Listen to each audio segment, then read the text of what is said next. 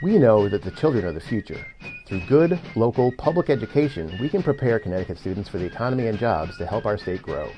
But the question that remains is, what is the future of Connecticut schools? With issues like underperforming HVAC systems and teacher shortages after the pandemic, we must ask how we can best maintain the high quality of our public education system. Joining us for the second time in the Municipal Voice is Patrice McCarthy, now the Executive Director of the Connecticut Association of Boards of Education, to discuss their core issues and more. We'd like to thank our sponsors at Gateway and Housatonic Community Colleges. The Municipal Voice is the Connecticut Conference of Municipalities podcast in collaboration with WNHH LP 103.5 FM. I'm your host, Matt Ford. As always, be sure to give us a like and let us know what you're thinking in the comments. CCM's Municipal Voice podcast continues to present a key forum on important state and local issues. The views expressed do not necessarily reflect the consensus views of CCM or member municipal leaders. Patrice, thanks for joining us today. It's my pleasure. So a little over a year ago, you came on the Municipal Voice. So welcome back. Good to have you again. Always good to be here. For our viewers who might not have seen that episode or might not remember, can you tell us a little bit about the Connecticut Association of Boards of Education and what you do? Absolutely. CABE is a nonprofit membership association. We provide education, advocacy, and support for boards of education. We provide very similar services to school boards as CCM provides to municipalities. So we are helping our board members advocate at the state and federal level. We're providing them with professional development opportunities. And then we provide a number of individualized services to help boards be strong governing bodies. Interesting. And I know you were recently made the executive director of the association. Can you tell us a bit about what your role is and how your goals are, what your goals as the director are leading an organization like CABE? It's been a wonderful professional journey. I actually began my career at the Connecticut Conference of Municipalities, but I've spent most of my professional life working with school boards, and now to have the opportunity to lead the association, particularly in these very challenging times for public education, is exciting. We have a very strong staff and board of directors, and they are very committed to helping school boards navigate these issues that they are facing, everything from funding to concerns about curriculum to maintaining civility at public meetings. And we help them navigate that course. So it's an exciting time to be in this role. Definitely sounds like it. So I know one of the biggest stories that we want to cover, and we talked about this a little bit last time you were on, but the HVAC issues in our public schools might seem kind of obvious from the outset, but can you tell us why it's important for our public school buildings to have properly maintained and working HVAC systems? Well, certainly the pandemic has highlighted the importance of indoor air quality.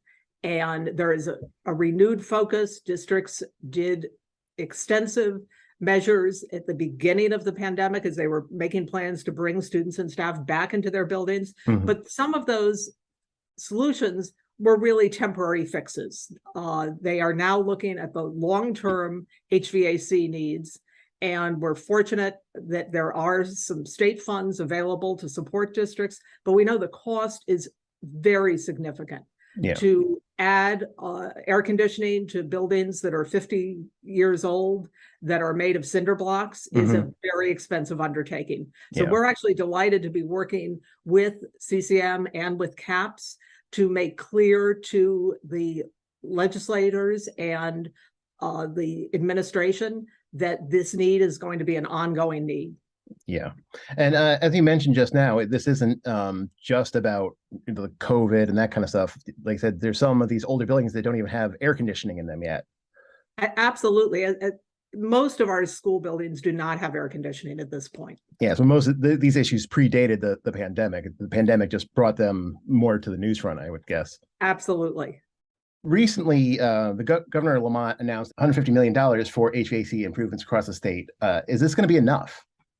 No, it definitely is not going to be enough. We know individual districts that have had studies done that show that just for the schools, and this would be a medium-sized suburban district, just for their schools, it would cost $30 million. So we know that there will need to be ongoing appropriations to meet this need. And districts need time. They need to be able to have the studies done as to what the appropriate changes would be. And also, it's hard to get contractors. It's hard to get supplies right now. Yeah. You mentioned the need for time. I know a recent CT Mirror article called this funding temporary because it's set to expire in 2025.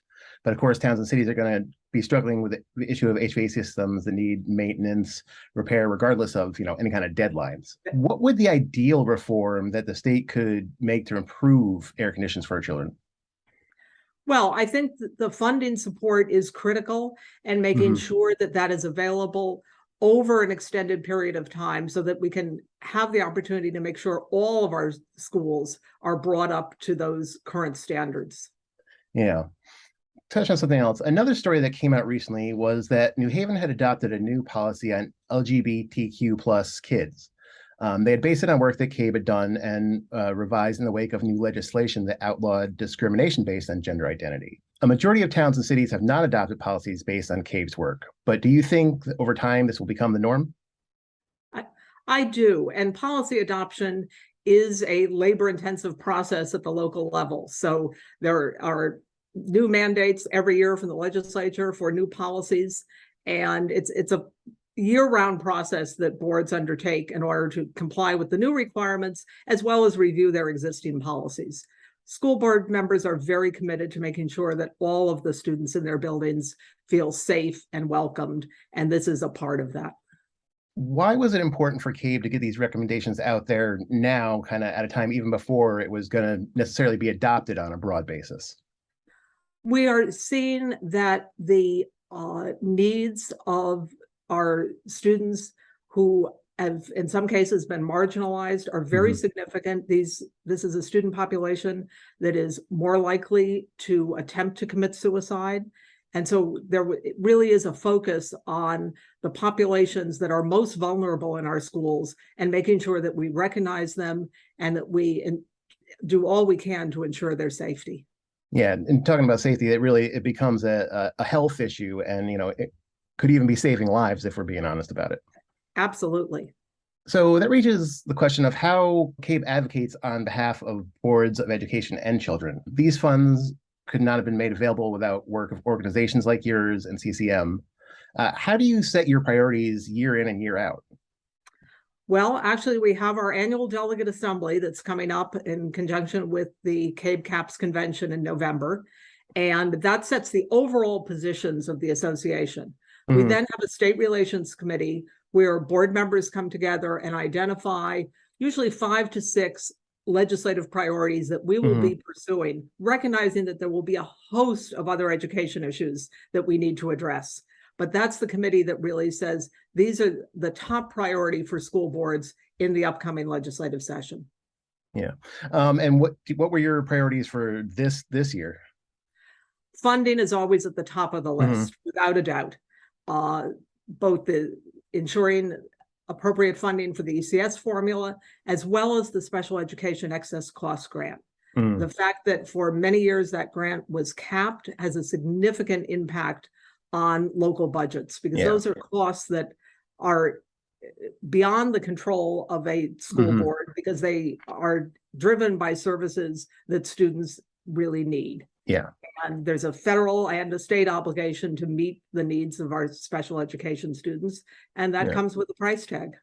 Yeah, so obviously we want to help out those kids, but when one kid moves from one small town, especially to another, or into a small town, that can vastly affect the budget. Absolutely.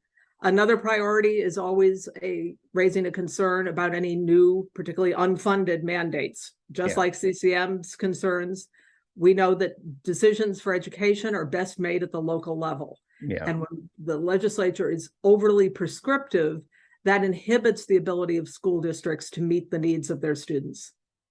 So this might be a kind of a broad question, but what are some things that you wish the general public or even some incoming representatives knew about our boards of education and how they're run?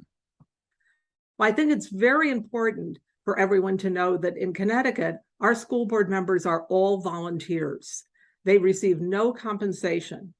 And it's very important that they have the opportunity to engage in professional development so that they understand their roles and responsibilities, and that they work to be an effective leadership team with their superintendent. It's also important for people to know that individual school board members have no power. So the school board member that's your neighbor or that you see in the grocery store and that you raise a concern about something happening in the schools, that individual can't make that change. They can't change your child's school bus stop. They can't change the start time of our high schools. They have to work together as a leadership team, as a governing body, and set policy for the district. And they do that when they come together in a legally constituted meeting. Yeah. So you shouldn't go to your neighbor who's on the board and say, you got to do this right now. But if you talk with them about issues, they certainly would be someone that could bring it up at those meetings to talk to the other board members. Exactly. And they can also help guide members of the public as to what are the appropriate channels that you need to go through. If you're concerned about something happening in your child's classroom, you begin by talking to the classroom teacher. If the issue isn't resolved, you go to the building principal. So there is a process, and school board members, when they become elected to the board, they develop an understanding of the process so they can be ambassadors to their community and help their community in that way. That's cool to think about. They can help inform the public because it is very complicated, all the rules and how things work. And most of us don't understand it, especially if we don't have kids that are in school right now. That's right. This brings us kind of to our next question. What is the relationship between boards and the other parts of government, ones we're primarily concerned with towns and cities? What is the relationship between boards and towns like?